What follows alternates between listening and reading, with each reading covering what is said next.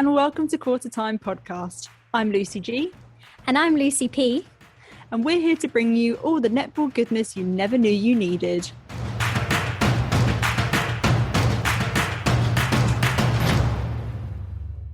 Hello, and welcome everyone. We are back again by popular request. And this episode, we are looking at the VNSL signing window. It's been crazy, hasn't it, Luce? What's coming up on the show today? It has been cray indeed. So we're going to be taking a look at how each team is shaping up for 2022. For those of you who follow us on social media, we put a call out on socials asking you what teams you wanted to hear from for this episode. And so we are bringing you 3 super juicy interviews with Superleague head coaches in Sam Bird from London Pulse, Mel Mansfield of Wasps, and the newly appointed Dannii Titmuss-Morris, who of course is heading up Celtic Dragons. Amazing. Before we dive in quickly, we just wanted to give a quick shout out to our competition winners. We really hope you enjoyed Fast Fives at the weekend. Big thank you to everyone who entered our competition. There were literally hundreds of you, so congratulations to the lucky winners. We were there and absolutely loved it. It's such an awesome event that we look forward to every year. And big congrats to Team Bath who took home the trophy. I don't think anyone was really expecting that, but it was wicked. So Lucy G, back to the VNSL. I want to know, what were your overall impressions of the signing window this season? Oh man, where to begin?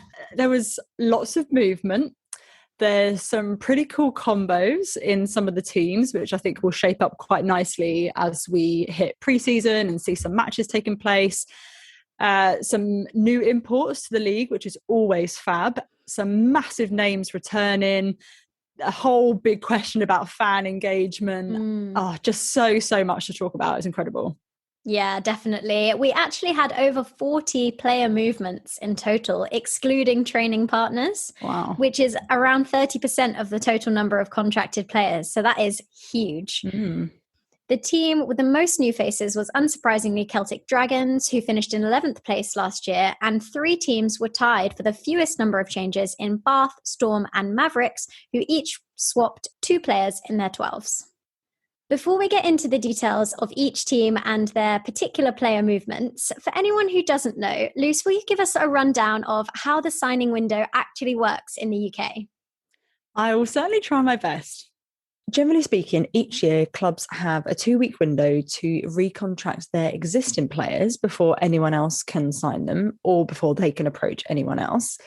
This year, the signing window was from the 15th of September to the 15th of October, excluding this window.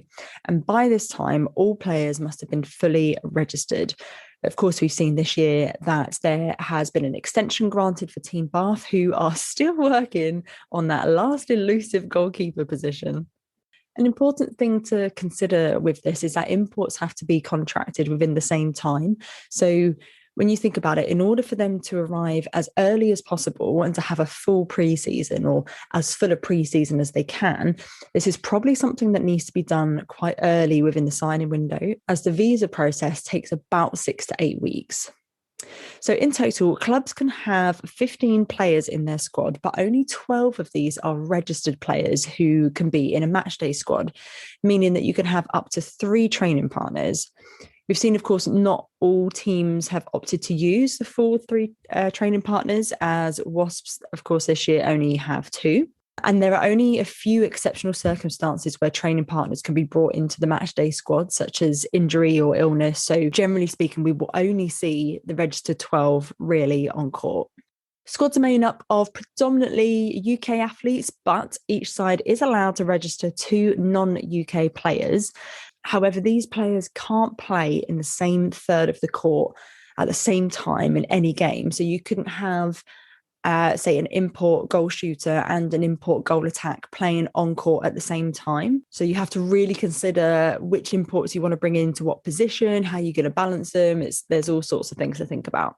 In terms of the finances, we heard that there was an increase in the salary cap, which was very warmly welcomed by everyone, I'm sure, but also an increase in number of players who came under the cap. So you could question whether that negates it slightly.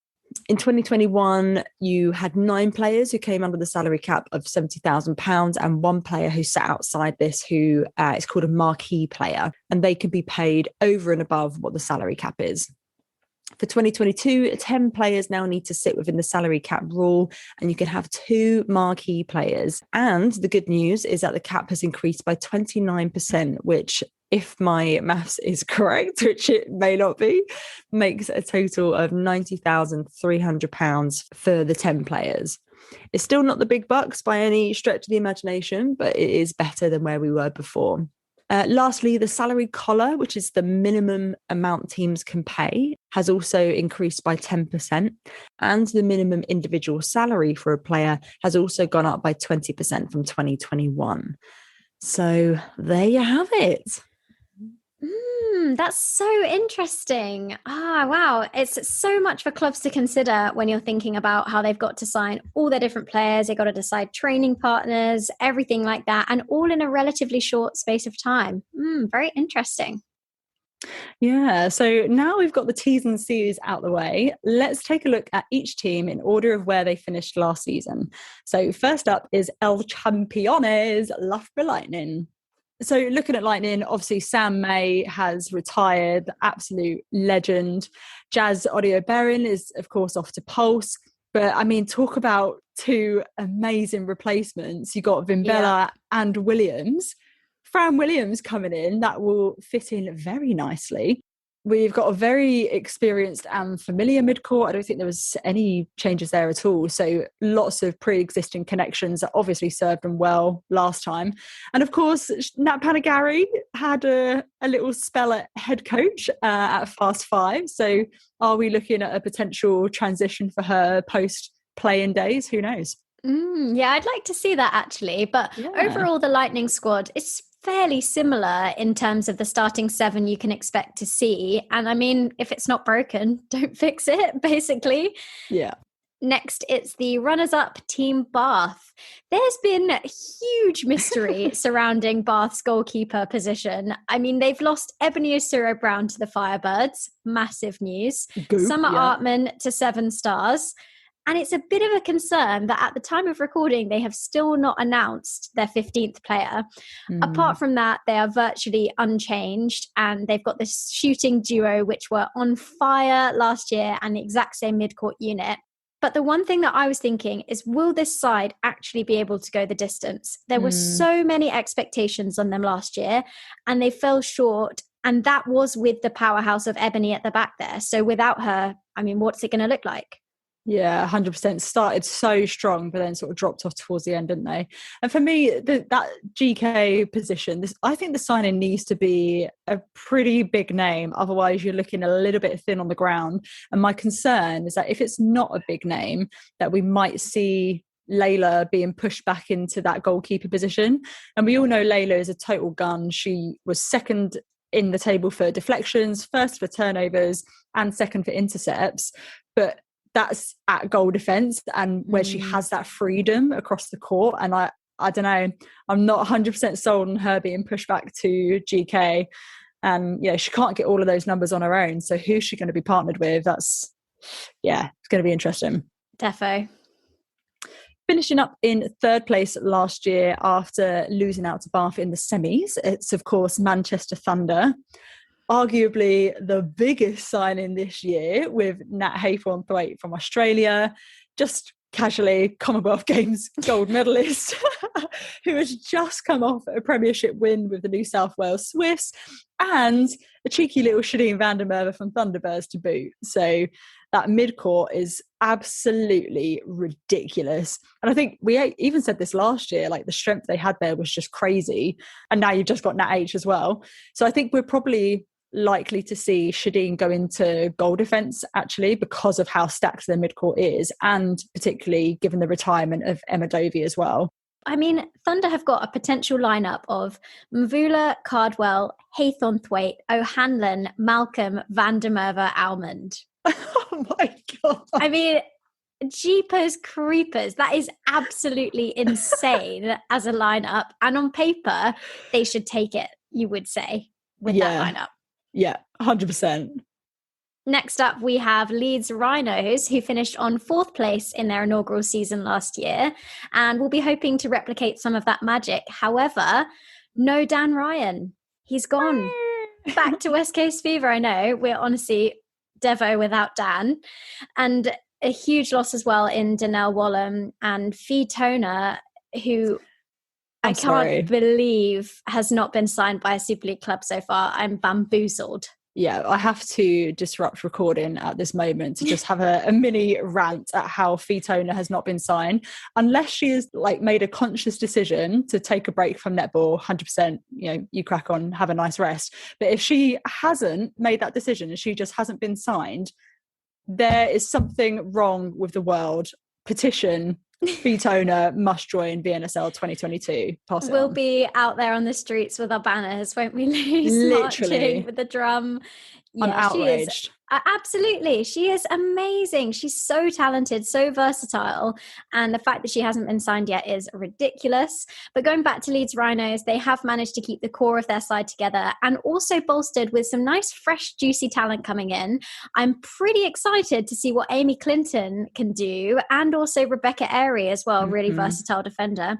But we still also have no clue who their coach is, which is a little bit concerning. We did see some news on social media that the announcement is coming soon. We don't know when that will be, but yeah, another big question mark there. Yeah, I mean, I don't know if the coach has been in place for a while and they just haven't announced it, or whether the coach hasn't had any input into the recruiting at all, but it'd be a pretty difficult task to just come in and someone's done all the recruitment for you. But yeah, we'll see what happens hopefully in the next week or two. But for me, the key thing for Rhinos is they've basically signed 3 goal shooters, and I don't know how they're going to balance Clinton and Berger in particular, because they are both arguably starting 7 goal shooters, even though Berger had probably not her best season last year. What I do think this means, though, is that we'll see more of Rushton potentially at goal attack, which I think will do wonders for her Rose's prospects. But then what does that do to Rhea Dixon? Are we going to see her at wing attack? Who knows? But then what do you do with Brie Grierson? There's too much shooting talent. What are you going to do? Yeah, I don't know what they're going to be up to. I'm pretty excited to see how that goes, though. I think they've got a lot of different options. So when you're coming up against different defensive units, maybe that's something that other teams won't have, is that versatility to go to different choices. Yeah, 100%. I feel like their Rhinos are like that meme of that woman doing the maths in her head of how they're going to balance all their shooting combos. So yeah, we'll see what happens there. Next up, Saracens Mavericks finished in 5th again. I'm personally a bit surprised that they haven't made more changes to the squad, because if you look back at the league tables historically, they haven't actually made a top 4 finish since 2016 when they were Hertfordshire Mavericks and we only had 8 teams in the league. So, I think they will definitely be disappointed with their performance over the last few years. I think Kat clearly has a vision in her head, but I don't know if we're quite seeing it yet, because they just haven't had that consistency. But then again, maybe there's something to be said about, keeping people together and really cementing those units. And we know they have the talent. Look at some of the names in there. They're just not able to deliver consistently. Yeah, I mean, on paper, this side should be right up there, and it's just so odd that they keep missing out. I do think that losing Joe Tripp is a massive loss for them, but they have signed this new import from Trinidad and Tobago, Jamila McCarthy. Very excited to see how she goes, but it's a massive experience loss when you think of going from someone who like Joe Tripp, who's been in the league for so many years, and with Razia Korshi coming back from injury, we don't know how that's going to go. Potentially, the defence end is looking a little bit thin on the ground. Yeah, agreed. With their best ever season finish in 2021, next up we'll have a look at Strathclyde Sirens. Really exciting to see if they can continue the momentum that they had last season. They had such a good year. Everyone was behind them, really willing them on, and those close results were so well deserved. Yeah. In my opinion, they have strengthened the squad massively with Abby Tyrrell joining from Dragons and Claire Maxwell back from maternity leave. And they haven't really lost any big names or starting players. They have an unchanged shooting lineup with Gallagher also back from injury, and they've gone from strength to strength in this signing period. So I think the other teams better watch out. Yeah, I totally agree. Abby Tura was definitely a standout performer from Dragons last season. So they've picked one of the strongest from that team and brought her over.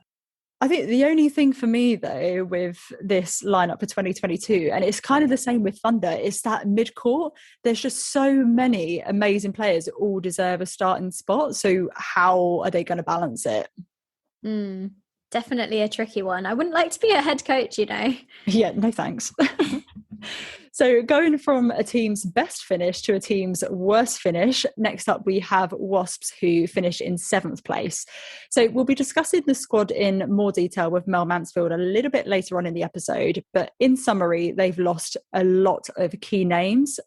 Actually 4 of their starting 7 players, which is just mega. And I think with some of the signings that they've made, they're probably a bit of an unknown for next season. Yeah, I think we'll have to wait and see with Wasps how things go in the preseason games and stuff like that. It's definitely a completely new squad from the inaugural side. And yeah, really interesting to see how they get on. Yeah. Next, it's London Pulse, who came in 8th after a bit of a difficult season to start with. And then they kind of gained momentum towards the end and took a few scalps. Quite a lot of changes as well to this side, which we'll run through in our catch up with Sam Bird in the second half of this episode. Yeah, I'm actually really excited. I know we said this last time, but I'm really excited to see London Pulse again in 2022. And given how young a lot of Pulse's players are and the fact that Lisa is going to be the under-21s head coach, there's going to be a lot of crossover, and I'm really eager to see the impact of that on court. So now we're moving on to the final 3 teams, and here we have quite a lot of changes. Starting off with 7 Stars, who finished in 9th place and sadly just missed out on Fast Fives. I mean, holy smokes, talk about a signing. You've got Kat Tuiviti. I mean, I don't even know what to say about that. I think the netball world was fully gooped when that was announced. And not only that, but she's being fed by Liana Leota. So you've got 2 former Silver Ferns together in one team. Plus, they're now bolstered with the experience of Michelle Drain, Summer Artman, and Katie Harris. Wow. They have lost Nia Jones and Georgia Rowe to Dragons, but they've still got a number of big names in there. So I'm quite excited. Yeah, I think this could be a big year for Stars. They had a bit of a rocky road last year, but I think they could, with this squad in particular, really banish those demons and start to make a name for themselves in the league for sure. Yeah, absolutely. I still don't think they're going to be a top 4 team, but I definitely think some of their games will be a lot more competitive than some of the ones they had last season. So very excited. I think with this lineup, they might not be the top 4, but they'll push some of those top 4 teams, definitely. Yeah, for sure. Moving on to Surrey Storm, and it's fair to say they had quite a difficult season last year, finishing second to last.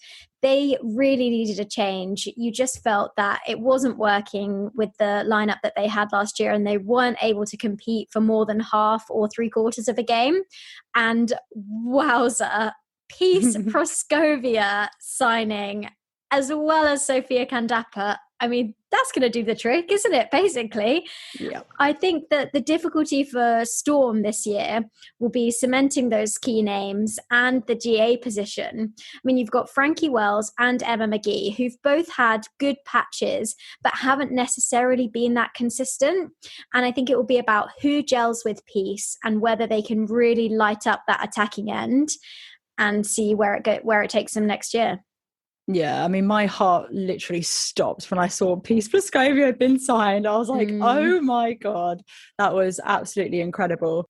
It's worth pointing out as well that their defensive lineup is unchanged. And, you know, maybe that's a good idea because they did actually win quite a lot of ball last season. You know, Alima Priest was 3rd for intercepts in the league, but they were also some of the most penalised, particularly Leah Middleton. Do they have enough firepower? I'm not too sure. I do hope we get to see more of Kwanga on court this year, though, because I don't think she got anywhere near as much as I was hoping for or expecting, at least. So, yeah, it'll be really interesting to see how they go. Yeah, I totally agree with you about Kawanga as well. I was really excited to see a bit more from her last season, and fingers crossed we do this year. Finally, rounding off the teams, we have Celtic Dragons, who have a new coach, new branding, and pretty much an entirely new squad. Coming up next, we chat to Dannii Titmuss-Morris about the signing window and what we can expect from Dragons next season.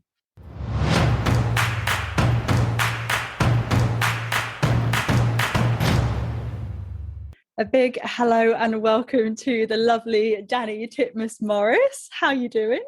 That's really nice to hear my name. It's still very much like novelty, and like sometimes when I'm like, oh, my wife, I like giggle because it doesn't quite feel real. But yeah, very well. Thank you very much for asking. Yes, well, massive congratulations on the wedding, and of course, congratulations on the head coach gig as well. It's all going off for you, isn't it? It is, but it's all fun stuff. So that's, makes all the drama and all the the stressful nights and all the rest of it. There's this massive cherry at the end. So yeah, it's all good. Amazing.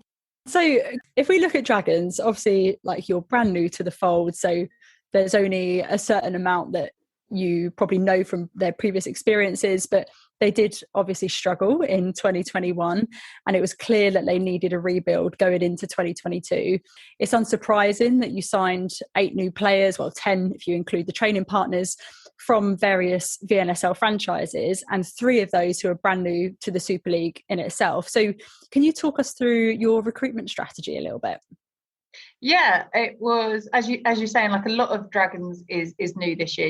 We've got a whole redesigning the new brand, and that kind of is a bit of a marker in the sand of this is a new wave, a new chapter, a new era of Dragons. And I guess recruiting new players was part of that, ambition to be actually we don't want to be a team that finishes at the bottom, or that only wins one game. The club is very ambitious in wanting to be the best that we can possibly be.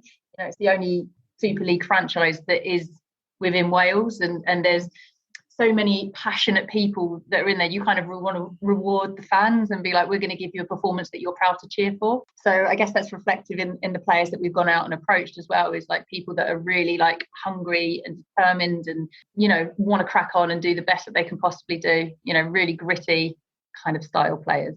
And I think if we take a look at Dragons' performance, not just last year, but sort of over the last few years, they've definitely struggled to break into the top half of the table. So if you exclude 2020, where we only had, 3 or 4 games, right. In 2021, it was 11th. In 2019, it was 7th, 2018, 10th, and 2017, 10th again. So how do you shake the demons of the past and prevent the history from repeating itself, or from having a negative impact on the players that you recruit? Well, it's kind of interesting as well, though, because actually these guys have seen Dragons succeed. So Susie Drain is part of our environment. We've got 5 athletes that are, we call them training associates. Basically, people come and they're part of our environment, and Susie is one of those. And she's kind of been through it all at Dragons. Actually, you look at in 2013, they were in the grand final with Bath. Sarah Hale was part of that, and she is now head of elite. She's actually my line manager, but she's also one of our technical coaches at Dragons. So, the club has had success. So it's not all doom and gloom. And, I think that it's reminding people of that as well. It doesn't have to be this sort of sob story. There's a rich history to it as well. And there's a lot of athletes that have come back to the club because they're really passionate about Dragons and wanting to see it succeed and to be part of that success. So it doesn't really feel like I've got to go in and convince the players that we can do well, because I think they're fairly aware of that. It's, I guess, helping them unleash the dragon. I don't know. I love that, unleash the dragon. That's great. So what do you need to do then to get the results in your favour? Because I'm trying to remember the score lines from last season. I think there were a few that were pretty close. Yeah, there were, and it was moments. So last year there was moments. There'd be quarters when they'd go head to head, or they'd have halves, or and then it was kind of with Dragons last season, they would sort of fade out towards the end. And without being in that environment, it's tough to know why. I can't explain what I wasn't part of. But from an outsider, what I and obviously being part of a VNSL team that had to do travel definitely for the first half of the season, is that I don't think that can be completely discredited. And you look at a team that is based in Cardiff, or even, to be fair, if you're looking at Bath and stuff, when you do travel every single week, it was going up to Wakefield, or then when, you know, second half of the season, they're traveling to London. That's far. Do you know what I mean? And that kind of like accumulative effects of travel plays a part. And I'm not saying all of it can be attributed to that, but I think it will be interesting to see how the team performs now that it's on a home and away basis. So I think that would be definitely something that goes in our favour. We've got some really good so Cardiff Met University have provided some amazing support to us. Like they're great in terms of the facilities, so the programme in terms of what we're doing is significantly different to how the programme was last year. We've got an amazing performance analysis has come on board also from Cardiff Met. I have to give a huge shout out to Di Watts and his team. The S&C guys at Cardiff Met are just phenomenal, and it's amazing to work with those guys and to kind of have that like wraparound sports science support. You know, it really is adding value to the programme. So I'm sure that will play a part in improving our performance as well. Yeah, absolutely. And I think, I don't know how much you know about this, but I'm wondering if there's anything in the pathway, the Wales pathway, that has an impact on this, because Dragons don't have a NPL team, do they? So what's that pathway like? Yes and no. So last year there was a team. They don't play in the NPL, but there is an under 19s, there is an under 21s, and there is an under 17s, and that will happen again this year. It's probably been a little bit slow in terms of like going out to trials, and that's partly because I've been new into post, and it was, you know, do the sort of NSL bit first, and then we're going to figure out the pathway bit. And where, like, because Dragons are Welsh or part of Wales netball, we don't play in, or we're not invited to play in the NPL League, and it's the same for Sirens, you know. So I think like Karen Atkinson's doing some amazing stuff up there in terms of setting up like Scottish leagues and providing access to more competition, and that's something similar to what we would want to do in Wales. And just, you know, so you're providing more competition to more athletes, but you're definitely trying to build a pathway. Something like hasn't quite come to fruition yet, but something I am hopeful to do is to set up games like curtain raisers before our home VNSL games. So to be like, you know, the under 21s can still have access to playing games, even if it's not in a league format. So you're trying to want to give them meaningful competition, even if they're not part of the NPL. Like actually, you want to entice people to come into sort of, you know, those Cardiff Uni, so Cardiff Met and Cardiff Uni. There's, I guess, another little carrot for athletes wanting to come to Cardiff and stuff is actually if you are resident within Wales for 2 years, you're eligible for the national side. So you're kind of like, well, if you came to uni here and you wanted to be part of like an under 21s or be part of a training partner for Dragons, there's scope to potentially go on and represent internationally. Wow, that's really interesting. I didn't actually know that. That's really good to know. And of course, you know, we've seen, like you mentioned, with Sirens in Scotland, they set up the Scottish Cup, I think it was called, which is really great to see on social media. So yeah, fingers crossed we can see a bit of that for Wales and Dragons as well. And not to sort of harp on about the performance from 2021, but there was a 48-point difference between Dragons and the top of the table. So perhaps it would be fair to say that a top 4 finish might not be within reach just yet. But what do you think? Not this year. Maybe not this year, but what do you think is reasonable for fans to expect from Dragons this season? I think we're going to be more competitive. So kind of the philosophy of what we want to do is that, look, if anyone's going to come and play us, they're going to have to play really, really well to get anything from us. And that's something that's within our control. So we know how hard we can work. We know how hard we can go out there and play and stick to the game plan. And you kind of like, you know, if you're following that, the results will come. So rather than just getting fixated on being like top 4 or whatever, it's like, okay, but how do we do that? What does that mean in real life? And as you said, you know, it's not going to be a one season. I mean, you never know, right? Leicester City, didn't they go from like 0 to hero or something? So like we could be the Foxes.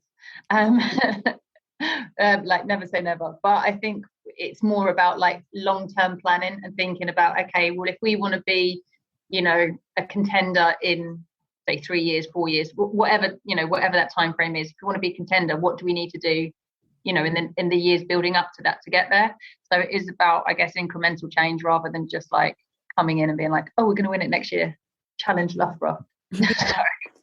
Exactly. And having that long-term plan as well. And it was great to see, as you mentioned, a number of those Wales players back in the squad with the likes of Nia Jones and obviously Georgia Rowe. Is there a quota for the number of Welsh players that are required to be in the squad, or were you just hoping to bring them back home and it happened out that way? What's the situation with that?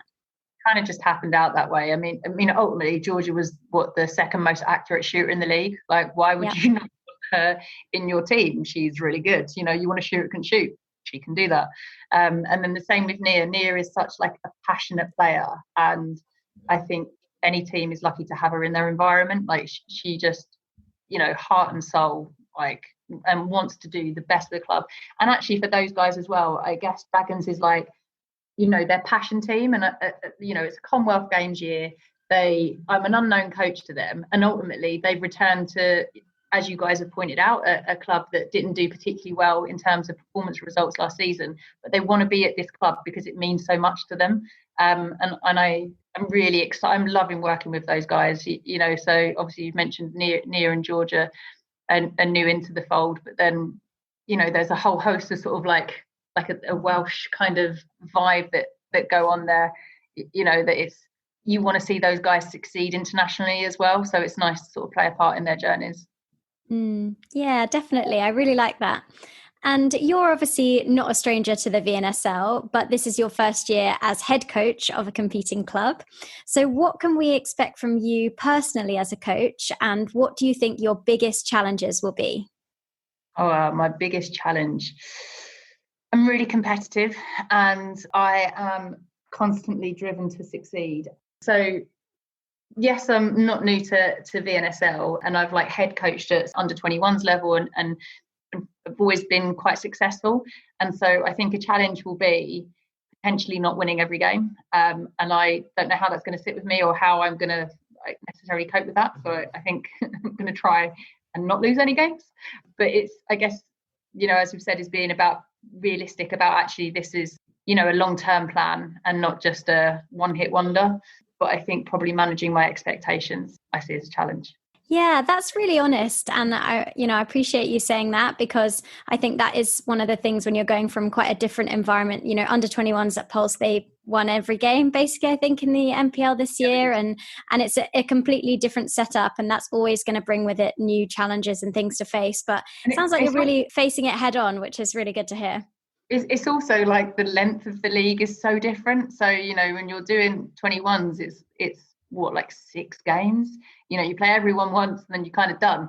You start in, like, normally you start around sort of December-ish time and you're done by sort of March. Whereas this, we start in Feb and we're done by June, and it's 20 games. So it's completely different. There's a home and away basis, in fact. So, you play someone and then you get an opportunity to have a go again. So the tactically how you approach that games becomes so different in terms of like the video access that you have to seeing all the teams is, so I think that for me is an exciting step up, an exciting challenge. So I'm looking forward to becoming a better coach and like challenging myself a bit more. For anyone who hasn't seen you coaching at NPL or hasn't, been around that environment when you've been there, what's your coaching style? What's your philosophy? What do you like on the sidelines? So surround myself with good people is definitely something that I would like to do. And I feel like I do have a really good team of people in and around our environment. I'm really, like, I am passionate. Do you know what I mean? Like, you can't help but sort of almost like sometimes when you like getting into the game, and that's probably something I need to learn as well, is to almost be a little bit more step back and kind of like really see it rather than be in it a bit much. I'm not a huge shouter. I probably used to be a little bit. Like, if anyone knows my mum, like she lives on fear. So she'd be like, "Oh, I'm so sorry, Carol. I'm so sorry." So I've probably maybe started my coaching career a little bit like that, and then actually reflected. And yeah, so I'm probably not like a huge shouter or screamer. Yeah, I don't know. Well, I think we remember a little bit of shouting for when we were at the NPL with you. But no, I'm excited to see, what you guys are up to in this environment. Just quickly before we wrap up, we've got one more question for you.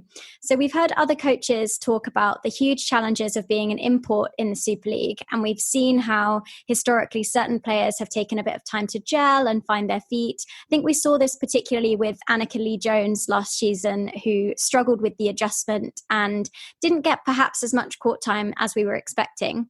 And you've obviously got brand new imports this year, one of whom, Shaquanda Green-Knoll, is also brand new to the Super League. So how will you help these players in particular to find their feet, given the fact that you're also new to the club and the culture at Dragons? Well, I mean, the thing about being new to the club and new to the culture is actually I get to create it or be part of creating it. So, it doesn't feel like I'm stepping into sort of an unknown territory. It's like, what do we want our territory to be like? And I think with Kwanda, she is, she's an athlete that really wants to work hard and embrace this opportunity. It's interesting, actually, like my first day at Dragons, like I had an email from her agent. She was like one of the first emails that I'd ever had. And I was like, whoa. It's an agent, like how cool. But yeah, so like Kwanda really wanted to come to the club, and having seen what she's done at Trinidad and Tobago, I'm excited to work with her. I think with anyone, there's always a period of adjustment whenever you go to any new environment, and there's a few things in terms of like, okay, well, what can we do to help you feel a little bit more at home? And there's some stuff around like food that she sort of requested, and to make sure that's there. But actually the girls are really excited to have her part of the group as well. So I know that they'll be very welcoming when she comes in, to embed her into our group. Like we've been training for maybe 2 months now. I don't know, a month. I don't know. We've been training a while. But I think those guys are really excited to see her come over. And then even with like Febs and stuff, the recent sort of games that have been going on over in Ireland, obviously Han went with Scottish Thistles, and and Febs is really great and mature in being like introducing herself to those athletes and being like, hi, and the same when the Wales girls went over, and they all had the pictures taken together, and it's really cute. So I think for Febs and Kwanda coming over, they want to be part of our environment, but actually the ones that are already here very much want those guys to be part of it too. So it's really nice blend of actually like everyone wants to be cohesive. So yeah, I'm excited to welcome them in. Should be good. Yeah, no, it's really nice to have that positivity, and we're super excited to see what this brand new Dragon side can do, and really, like you say, go into that new era for the squad. So yeah, thank you so much, Dannii. Really great to chat to you. Come down and watch. You can come be my guest. There. Yeah, sideline. Absolutely. Happy days. Come on down. Sign us up. Amazing. Thank you so much, Dannii. You're very, very welcome. And it is always a pleasure to talk to you guys. So it's nice to see your faces. Thank you. Such a great insight from Dannii there. Really, really great to speak to her, and I loved hearing all her thoughts. This week, we also caught up with Sam Bird, who gave us some really interesting bits of information about the new London Pulse squad and how this group of players are gelling in the lead up to next season.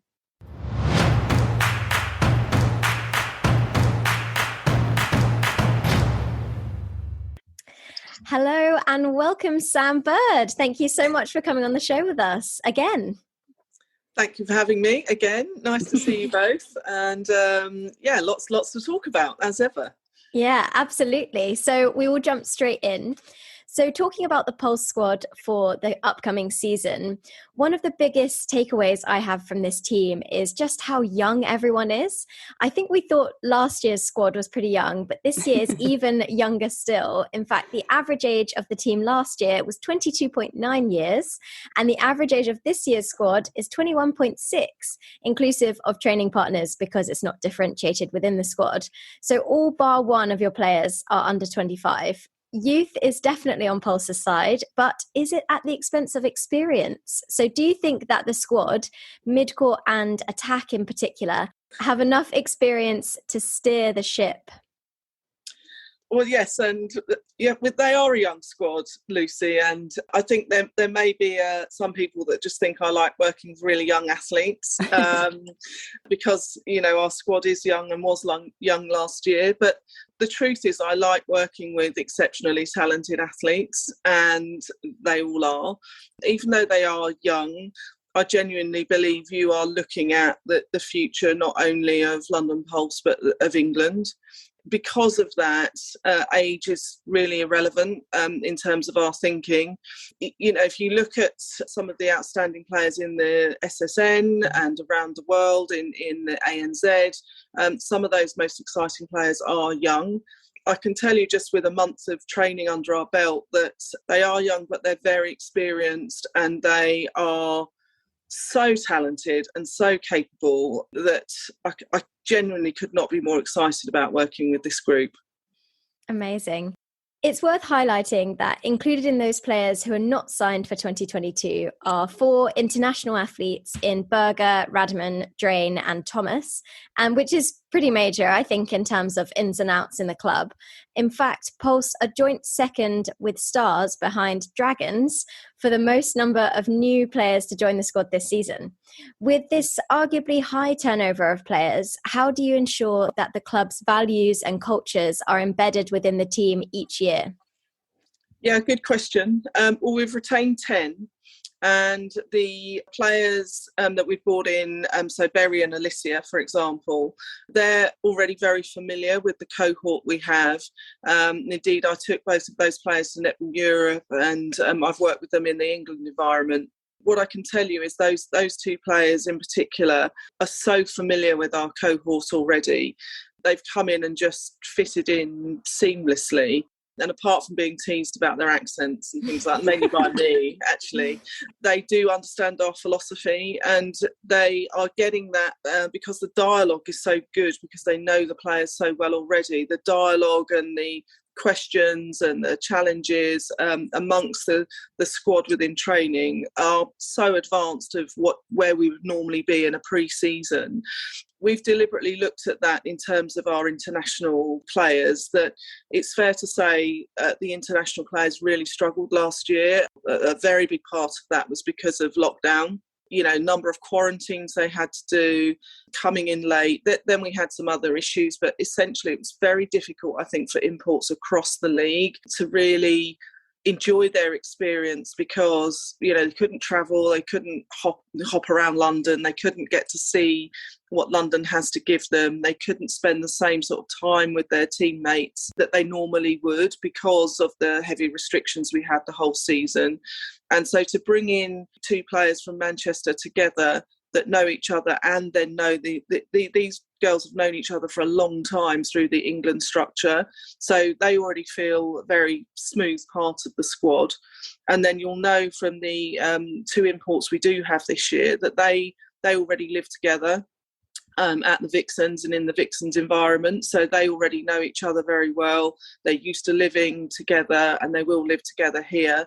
So I'm hoping that they will just settle a lot earlier, and we do have more freedom now to travel around and to socialise, and just that sort of team building is going to be a lot easier this year. So, and they've worked with Lisa in Australia. I genuinely think that those 4 players that we've brought in, and Jazz is obviously from London Pulse to start with, so she knows all the guys already. There genuinely will be a lot more cohesion off the court and therefore on the court. So I know it may look like we've sort of sacrificed some more experienced internationals, but in fact those internationals found it very difficult in our environment last year, and it's important to me that people are happy within our environment. And I think this squad here will, with the lifting of restrictions and the fact they already know each other pretty well, should mean that we're ahead of the game at this point. Yeah, brilliant. Another major thing that sticks out in your 2022 squad is the defensive firepower that you've got. You've got 5 defenders who, in my opinion, could easily have a starting spot, and another youngster in Akinyemi nipping at their heels. So how are you going to balance all of this talent and ensure that each player is satisfied with the court time they receive? Yeah, well, it's just exciting, isn't it? And you know our philosophy is about winning ball and being really full on team defence, and it's just wonderful to have the defensive capability. I think probably the best in the league. I may be biased, but it's such an amazing firepower. Yes, it will be tough for places, but I think it's key that everybody knows their role, and that there is a place for everybody. There are a lot of double headers in the season this year. You know, it's a big year coming up with Commonwealth Games and then World Cup, and some of these guys are pushing for that, and certainly pushing thereafter for selections and to break into the England Roses. A lot of them are sitting at futures. But when you drill down into what those defenders actually do, they do offer different things on the court. So we can talk about Fumi. It's obvious about her, ability to intercept ball. But then you've got other players like Zara, who's very tight, 1v1. You've got Lindsay, who's got that really long range over the shot. You've got Hallie, that's just an absolute powerhouse in the circle and 1v1 and is so difficult for shooters. You've got Jazz that's coming back in that loves to win ball as well. So it's just really a bit like being in a sweet shop, really, that if we can get those combinations right, depending on the opposition, it means, first of all, we don't have to overplay any single particular defender, so we can protect them re-injury and fatigue. But also we can be really smart about which defenders we want to play against which opposition. And I think that puts us in a really good position in terms of pulling out some really strong performances.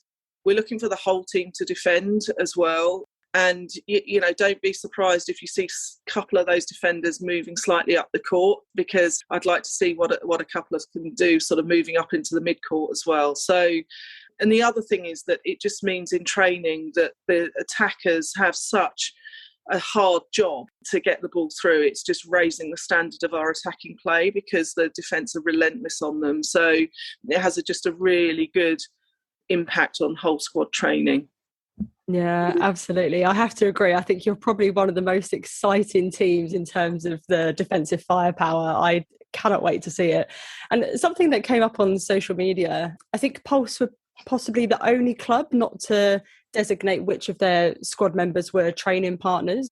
What was the rationale, the thought process behind not highlighting which ones were training partners? Well, as you know, we announced the whole squad together as well, and we're very much about all of us here, coaches, S&C, physios, players, athletes. We're all here to serve the club and the club's ambitions to win the league. And all of those players, every member of staff, everybody has an important role in achieving us moving up the ladder to achieve that ambition. And whether you're a training partner or whether you're a signed athlete makes absolutely no difference to us in terms of the club, because everybody's as valuable as everybody else. And the rules have changed slightly this year, as you will know, in that those three designated training partners can't be selected unless there's an injury or some other exceptional circumstance. But that doesn't mean that they won't play. We know netball's a high injury sport. We know we have illness. We've still got COVID.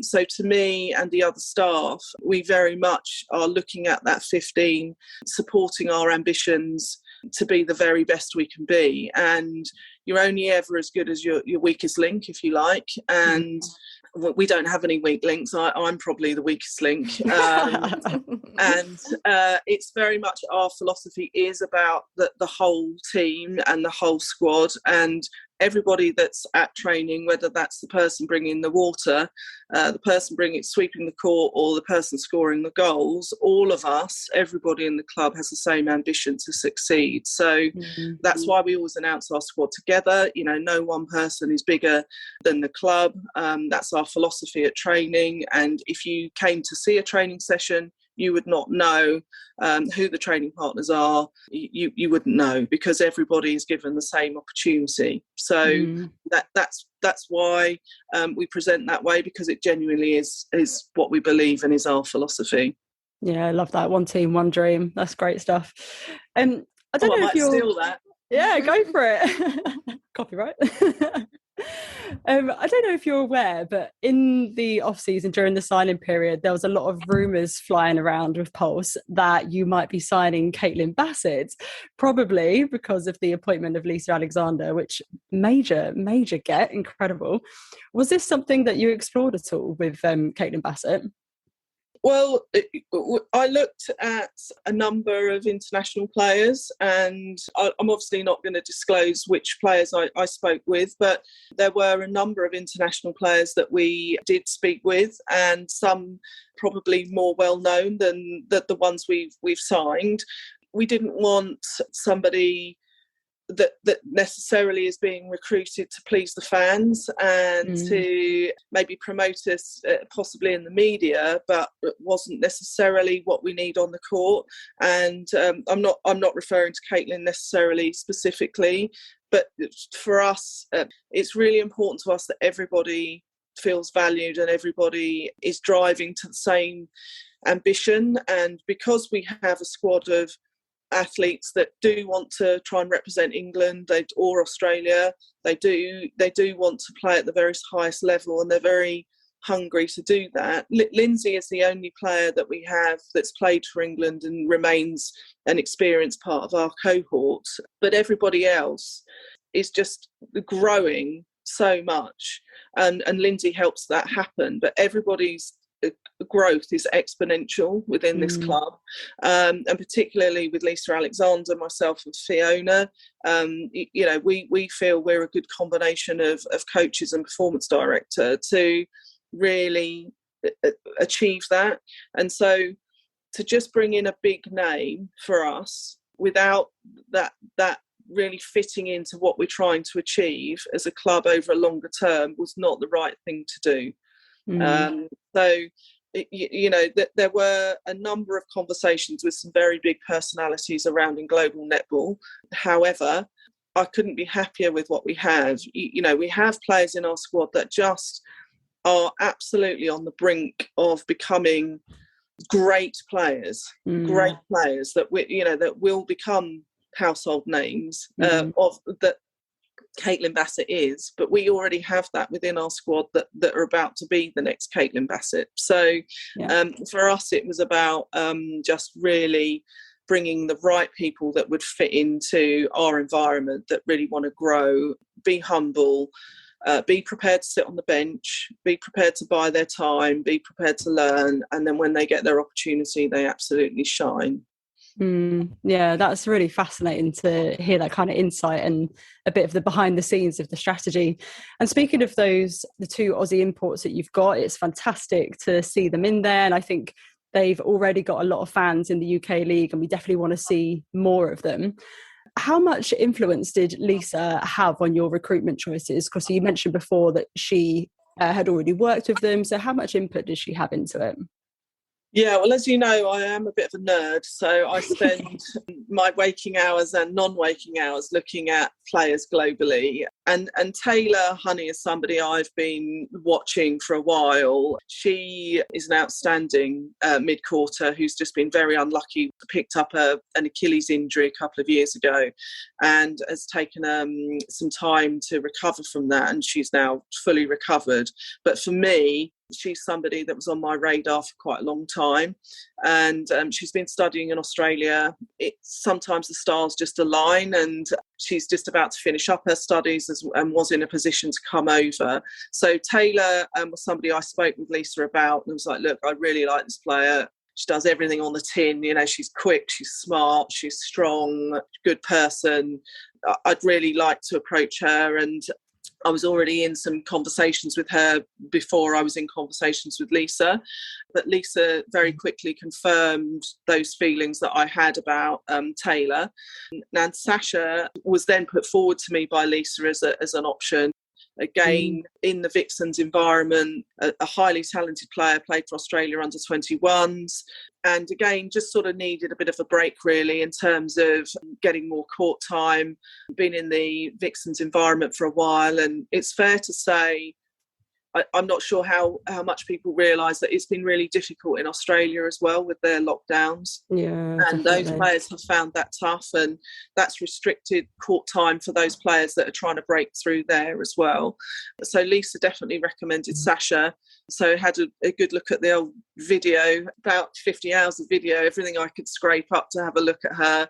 And then met her, and it was very obvious she was just very much a player that would fit into our philosophy.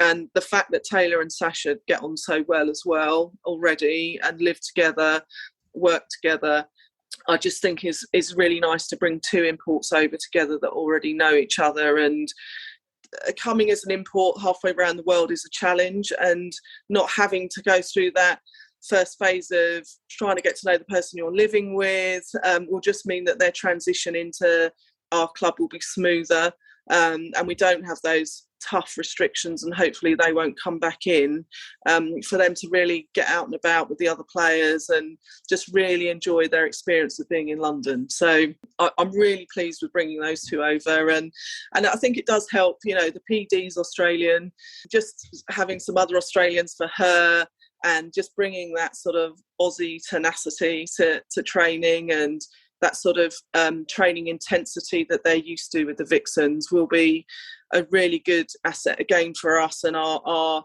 cohort that may not have had that experience. So again, it's just driving standards up for the players we have. Yeah, absolutely. I'm really, really excited to see them because I've not seen too much of them. Literally cannot wait. You mentioned before about the squad that you have being the Roses of the future, and staggeringly 10 out of 15 of your squad are within that Roses setup, either the squad, the futures, the under-21s or the academy. And the 5 that aren't in that setup, obviously 2 are Australian, 1 is an ex-England player, so he's already been through that pathway. There is just an incredible amount of talent in this squad. So with that many players in the Roses setup, can you talk us through how Pulse as a franchise are planning to actively support them from both a wellbeing and a performance perspective? Yeah, I'd really just like to say that my thanks to England Netball and their staff, because we've already had a number of meetings already that have been really productive, and Jess Selby's really keen that the players feel supported both through the Roses programme, because the Futures work with the Roses anyway, so they're in the same environment, and Shona and Vic deal with the academy and the 21s, and the support staff that sit around that, the S&C and the physios, have all reached out already, and we've had some really good performance meetings, and we're getting some structures set up in place, because it can be quite hard in terms of your loading, and sometimes the philosophy is slightly different, and you might be asked to do one thing in an England environment and something different in a Pulse environment. But the key thing is that the athletes that cross those two lines, if you like, know that they're very well supported. And ultimately, I think it's just really important to remember, although, I couldn't be more passionate about Pulse, as you know, but the point of the Superleague is to find and produce England players. And I would be failing in my role, I think, in not having that in my mind all the time, that I'm trying to create this environment. Well, yes, of course I want Pulse to win, but I want them to win because I want these players to be in a position to go and play for England Roses and beat everybody else. And so to have, 10 athletes, there will be more by the end of the season, I'm sure, to have that many athletes involved with the England programme. And to be fair, we've got it right the way through our club, from under 15 age group all the way up.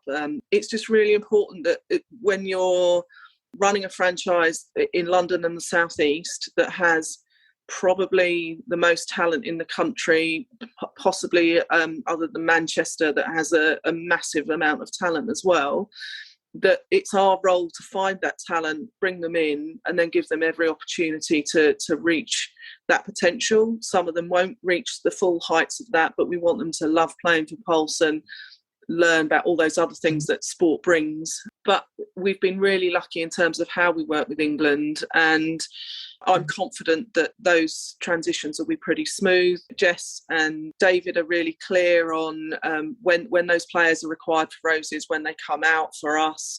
We've been really clear on what we will be doing with them here.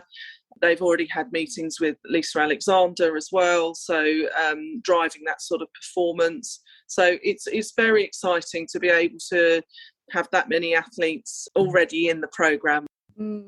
Yeah, brilliant. It's good to know actually that they're all in safe hands. When you're thinking about the future of England, it's really, really reassuring that we've got that real crop of players that are just getting that experience and that exposure. So yeah, hats off to you.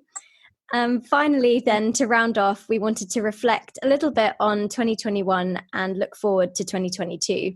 So we had Pulse pegged as one of our top 4 teams last season. I think they were actually in maybe both of our top 4 predictions, Luce. Yeah, I can't remember which one, but definitely at least one of us. But then when it came to it, there were obviously some major struggles throughout the majority of the season, particularly towards the beginning. So what do you think were the main sticking points from Pulse's performance last year? And how do you think that your recruitment for 2022 addresses those? Yeah, you're quite right. The beginning of the season was really tough. I think the attacking lineup struggled. And I think that was partly due to, as I say, the lockdown environment in terms of really integrating those imports firstly together. But then with the attacking players we had some injuries as well. But I would say really it was just really difficult to find rhythm in the attacking end that took quite a while to develop. To be fair to all the players, they worked really hard on developing those attacking structures. And as you know, we finished the season on a high. We beat Mavs, put some really good performances on. And I think that gave the belief that we can do that. But if I'm honest, it was more about the players' mindset and understanding that they must play the way we want them to play. And the cohort we have this year will play with speed, will be structured. And I just feel like we'll start better with our attacking lineup this year. So they're a lot more familiar with each other already. And the 2 Aussies coming over are familiar with each other. So you've got those better connections at this sort of pre-season stage. So I think our attackers worked really hard through the season, and you could see that improvement. Feb's improved as the season went on.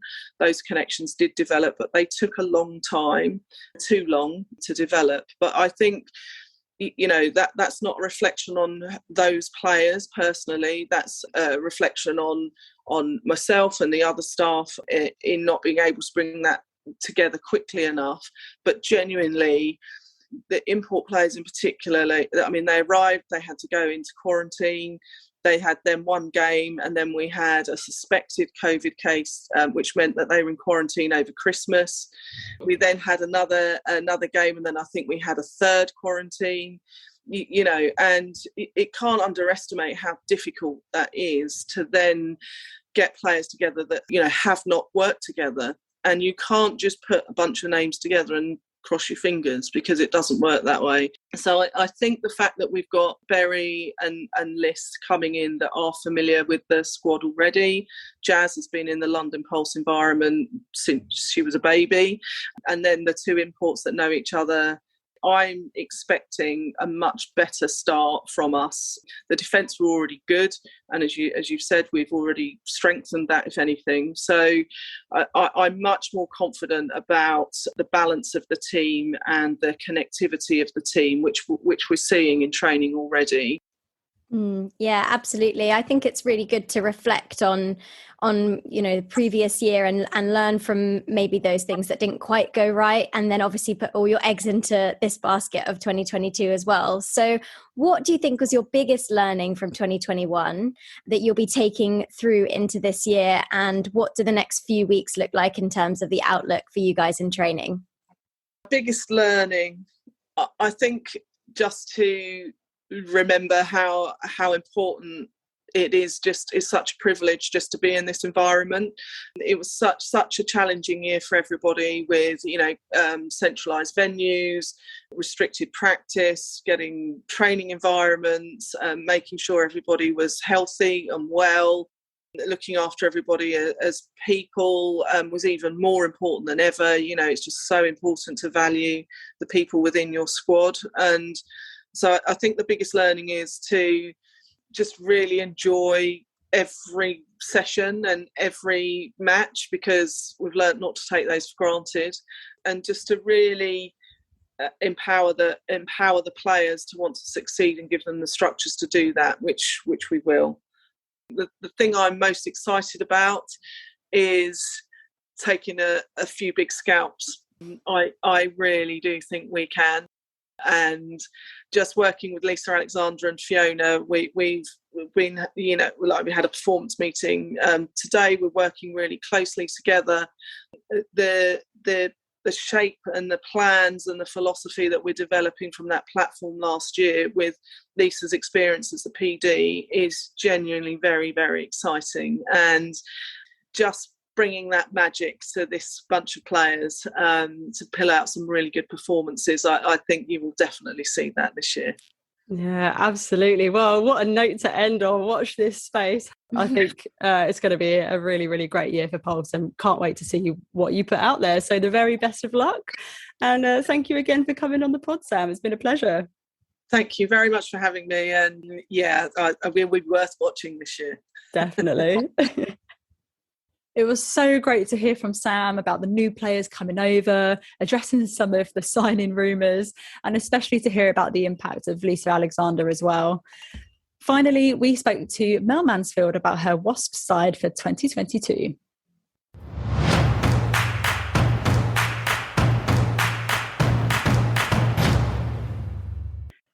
A big hello and welcome, Mel Mansfield. How are you doing? Yeah, really good. Thanks, Lucy and Lucy. Thank you so much for coming on the pod. So we're going to dive straight in because we know time is precious. So looking at the Wasp squad for 2022, stating the obvious, there have been a number of really big changes and lots of key players have moved on from the squad. And I think one of the most notable has probably got to be Fran Williams, who not only is an international athlete, but an inaugural Wasp player. So how big of a loss is Fran to the franchise, not just in her playing ability, but what she also brings to the club in her leadership capacity? Yeah, Fran's been fantastic since the beginning, and obviously has been studying through the whole of her Wasp tenure, because she did a part-time study for one of her years at university. So I think we always knew that a change, if it was going to come, it was going to come this season. I think that, you know, that was in my thoughts during the recent season. She did step into some leadership shoes and was great. And I think with a Commonwealth Games year coming and then a World Cup following subsequently, England players had to think about working in combinations. So I'm not surprised at all. We obviously wish her well, and we recruited to replace Fran from the beginning with some quite purposeful and intentional recruitment. So hugely going to be missed, but you know, a good moment for Fran also to take on a new challenge. Yeah, definitely. I'm really excited to see her in that Lightning lineup. And how good does she actually look in purple? I don't think I've anyone it's her colour. Honestly, I've never seen anyone that's so good in purple as she does. But you mentioned the number of changes. There seems to be quite a lot for Wasps this year. Was it a tactical choice, or was it just a coincidence that players sort of wanted to try something new all at once? I think it was purposeful from our perspective. We obviously, you know, can't shy away from the fact that the end of our season wasn't great. Yes, we had some injury. I think we were on our fifth wing attack by the time we played that last game, and some of it we couldn't avoid. So we had a real kind of thorough look at the squad and ourselves and everything about the programme. And, you know, we're sixth season now, and the squad looks very different from the very beginning, where we brought players to the region. And one intent was to get more local players and players that weren't travelling such a distance. That was key, because we now have some contact with all of this group Monday to Friday. And in order to be able to do that, you need people not so fatigued. So, you know, some of those choices were based around location. Obviously, we can't, you know, Amy Flanagan, huge loss, but was very honest throughout the season before that she was going to take a break this year. So that was an intentional choice by her.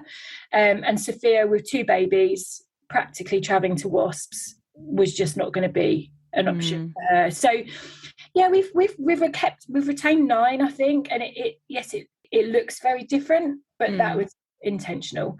That if we were going to make changes, we were going to look to the future and players that would be sustainable over a period of seasons, and players that are significantly closer to training. So, you know, I kind of feel that we're a year or two ahead of other squads that are going to lose players to retirement after Commonwealths and Worlds. So, totally intentional and absolutely loving this group. I mean, people are going to be a bit surprised when they see some of our players. The energy and the freshness they're bringing to this group is amazing, and I couldn't be happier, actually. I genuinely leave sessions absolutely bubbling because the feeling amongst the group, which is hugely important to Wasps and always has been, I don't think I've never seen such a happy group of players, and that's where they're at right now. That's really great to hear, actually. And you were saying a bit before we started recording about the off-court commitments that those players have as well. Can you tell us a little bit about what they're managing and what their week looks like and things like that? Yeah, I was just chatting to you about the fact that we're training at the arena this week and getting a feel for the new court and some community work and practicing Fast Five. And the owner's been to speak to the players this morning, and the chief executive. Chief executive's actually quite new. And again, in terms of leadership, we've never had such a committed group of staff behind our team. And it's something I'd not really reflected about before, but we kind of went around the group and introduced the players, and I realised what such a high academic profile we have in our group, and none of them full-time athletes because we don't have any full-time roses. And it's actually astounding. I mean, we've certainly got a very intelligent and gorgeous squad, I tell you. But actually, when you realise what they are doing, they're all off to work now. We trained last night, we trained this morning. They're all off to work for half day, and they'll be back in tomorrow night. And they've done some testing as well this morning. So, you know, they are hugely committed players. And it's not just about commitment, is it? It's about their drive and passion and how much they're doing around netball. And I think the public don't necessarily see that. And over the coming weeks, we're going to profile some of our players. We had a fairly low-key announcement that was purposeful. We're now going to build the profile of the players as we progress. So you'll get to know our players a lot better. I don't think anyone knows anything about Rachel Fee, who is but England's under-21, has come from the Bath pathway. She's outstanding, you know, and there are many like her. Christina Shaw from Dragons is playing brilliant netball and already in a partnership with Ella Powell-Davis there. So, you know, we've got some really exciting young talent that I hope will stick around for a while. And talking there about those young players, those new ones kind of coming in, you've recruited quite a lot of players that have been maybe training partners at other clubs or not necessarily in starting 7 positions. How are you planning to mitigate that sort of potential lack of experience in the Superleague arena for this crop of players in 2022? Yeah, well, Christina played significant game time for Dragons and was very good. I had my eye on her for a long time. Lauren has come from Loughborough and has been around the Super League scene for a long time, and now it's time for her to step into a lineup. That's her aim, and she brings natural leadership qualities to this group as well.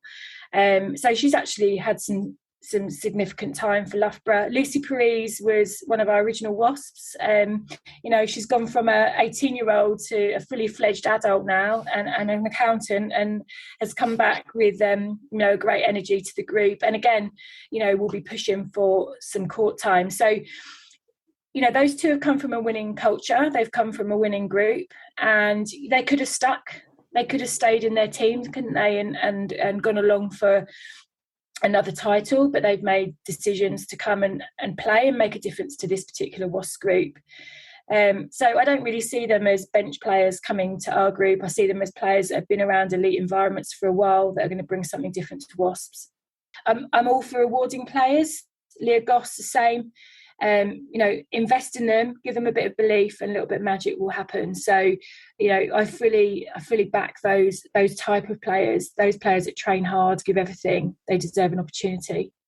Definitely. We saw last year a small amount of exposure to the VNSL for Giselle Allison, and she was actually one of my ones to watch at the very start of the season. I was super excited at her announcement, and she didn't get a lot of court time, or she got some more towards the end of the season, and you were obviously trying out those different combinations with Katie Harris. Now that you've got obviously Lucy Parise in the new attacking line as well, and she's got all that experience coming from Loughborough, as you say, how are you going to manage that shooting end with obviously the experience of Rachel Dunn, and what are you expecting of Giselle this year now that she's no longer a newbie in the Vitality Netball Super League? Yeah, again, what the public see and the media see is quite different to what we see. And I think first thing you've got to consider is the huge cultural changes for Jamaican being in the UK. She came in December last year. I can't tell you how difficult it was for her in terms of COVID restrictions, isolation. She isolated numerous times because of things like All Stars and, all of the squad issues.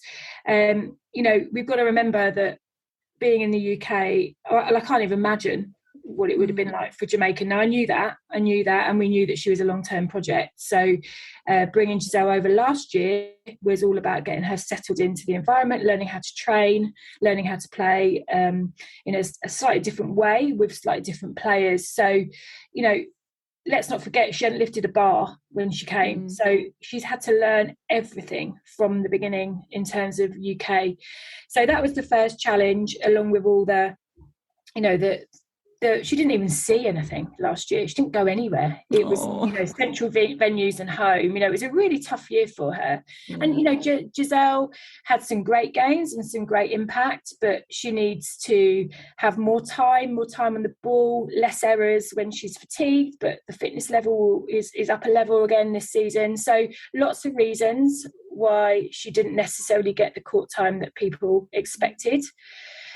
This year, she has come with a very different style to Lucy. We've never had, and let's not forget, we've got Ellie Gibbons in the group as well. So we've now got a nippy, front cut, fast goal attack, which we've not had for some time really at Wasp. Giselle also plays two positions.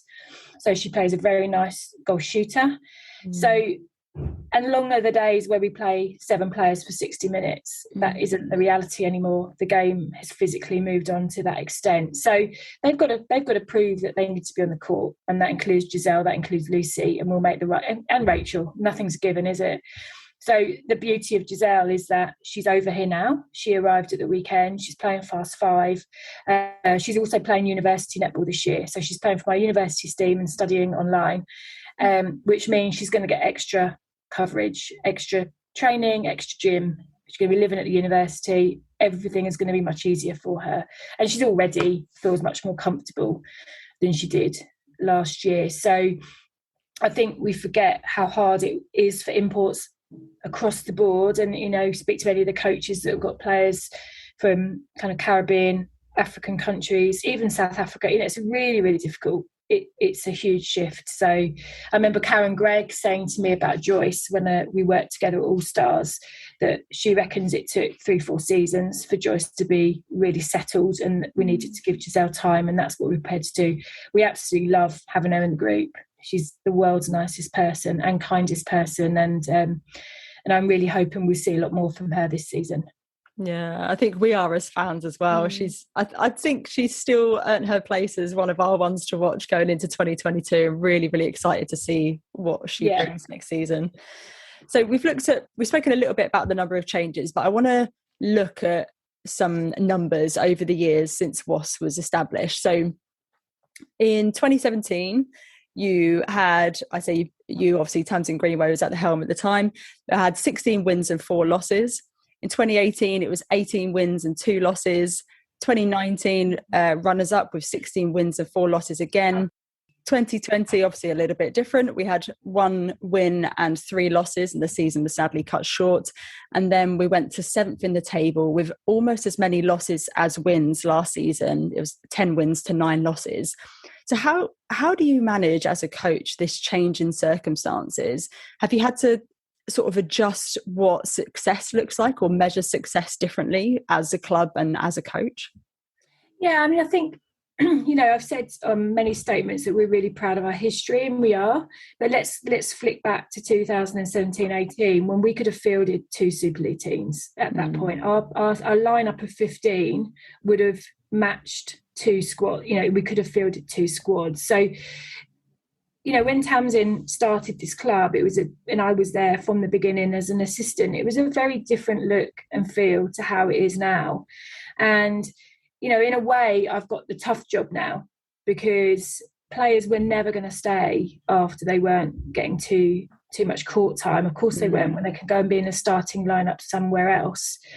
So I think that's the first thing to say. And we knew that there was a bit of a 5-year plan in terms of then moving things more logically to the region. So I think I'm realistic about that, and the staff around me have been pretty consistent, and we're realistic about that. I can't say it wasn't easy, and but coaching isn't. You're only as good as your last season, and last season was really tough, and I don't think I've ever lost so many games in a row. So, you know, it's about resilience for the coach and the coaches as well as it is about the players, and you've got to deal with some real negativity that comes with that. But it's my responsibility. Ultimately, it comes down to me. Which is hard to take, but you've got to just believe in the process. And that's what it became about, I guess, Lucy. It became, we had some challenges thrown at us that weren't all kind of common knowledge last year. And we're a very tight unit club, and we're not about bigging ourselves up and getting things out in the media. We just get our heads down, get on with the job. And then we had some real challenges thrown at us, and the ones that you know about are injury, but there were other things that were coming our way. And, you know, losing Sophia so early was a huge loss, and that's our captain. So, you know, from there we then had injuries to Iona. Leah had a concussion. Josie then got injured. In fact, Josie and Iona both had the same operation on their ankle. So we had all of that going forwards. Having said that, some of our young ones, like I alluded to, did so well. You know, we played Thunder quite near the end on a double header weekend, having lost Iona and lost Josie. And, you know, that was a tough night. You know, that was a tough evening to be on a double header as the coach, thinking, what do I do tomorrow? You know, at this point, the team didn't know. We obviously knew Iona was out. Everyone saw it. But I had to break the news to both Josie and the squad that she also wasn't taking the court. But then I was really proud of the performance, and we nearly turned Thunder over the next day. So it was hard. You know, of course, it puts doubt in my head. It puts doubt in all of the players' heads. But that's why we've made some operational and strategic changes around the squad this year. That is not to say we're not out there to be competitive. We absolutely are. And I'm not going to let my squad down by saying anything else, because I fully believe in this group. Yes, it will be a challenge, and now we've seen the lineup of some other teams. It'll be good to see them play, but we almost played better last season against better teams. It was almost as if we had the freedom to play well, and we were challenged by teams that were close to us. We had a really unfortunate end, but there was some stats went out this year about if the points system had been slightly different, a bit like the Prem scoring, we would have been fourth, because we lost to teams by small margins. Now, that doesn't help us really, because we need to win. But, you know, we're quite good at losing by 1 or 2 goals and losing the lead. That's not going to be a thing this year. We're absolutely determined. We've been working really hard already on possession, and we want to be really hard to get the ball off this year. So patience, work rate, they're exceptionally fit, this group, so that isn't the issue. We can keep that going, and we're going to just spend loads of time on the netball. So yeah, I can't lie, it was difficult. There were some really low moments for me. There were some low moments for the squad, but sometimes you've got to fake it, haven't you? And I've got to bring a smile to the session, and I've got to bring a solution, and that's my task. Yeah, I think it's the brutality of elite sport, isn't it? And, you know, one bad season does not make a bad club or a bad squad at all. And I think that sometimes a lot of people forget that quite easily. Yeah. And, you know, look at all the top teams and all the top coaches. People don't sustain it year on year on year on year. You know, there's cycles. And like I alluded to earlier, there's going to be a change in some squads after Commonwealth, because we know some players from England will retire, and that's going to leave some huge gaps. Yeah. You know, I'm hoping that I don't get that in my group, but you just never know what's coming your way. Yeah. And looking at the signing period itself, I think the 2021-22 signing period was possibly one of the best in terms of the fan engagement on social media. I don't know, you probably saw, but across the other side of the world in SSN, we had fruit salad riddles and some really epic social media content. Shout out to Goal Circle there. And a lot of clubs in the UK also stepped up their game this year with really fun build-ups, videos, graphics, etc. Some really cool stuff. And I think there were a number of Wasps fans on social media who were relatively vocal in their disappointment at the lack of engagement from the club from a social media perspective in the way that the squad was announced and sort of waiting until the very end of the period. So can you talk us through why the decision was made to announce the squad in this way and in the format that you did? Kind of. I can share some of that information. I'm not privy to all of it. I mean, one of the things about being a part of a big club that's 2 sports, 1 club, 3 teams, is that those things are outside of my control and sometimes outside of netball's control. So we don't have, a volunteer running our social media. It's run by Marcoms. So, we're in the middle of a rugby season and, limited resources in terms of people being able to put that out. So it wasn't intentional to go out on the last day. We didn't have any media of these players, and we had a new group. So there was a bit of a delay there, but unfortunately it built some suspense that we didn't necessarily want. So it wasn't intentional to go out on the last day. So in terms of all the other reasons, it's probably not for me to say, but I think, to be honest, I didn't look at too much. I had other people kind of looking back because it's not a big deal for me. We didn't intend not to engage with fans, that's for sure. And actually, from what I hear, it was 3 or 4 people, making those kind of negative comments, which of course the squad see. And my argument would be, are they really fans when they're saying they're going to go off and support another club? So it wasn't intentional, and we certainly didn't intend not to engage. And as I said earlier, we're planning to now put out content about all of our players over the coming weeks.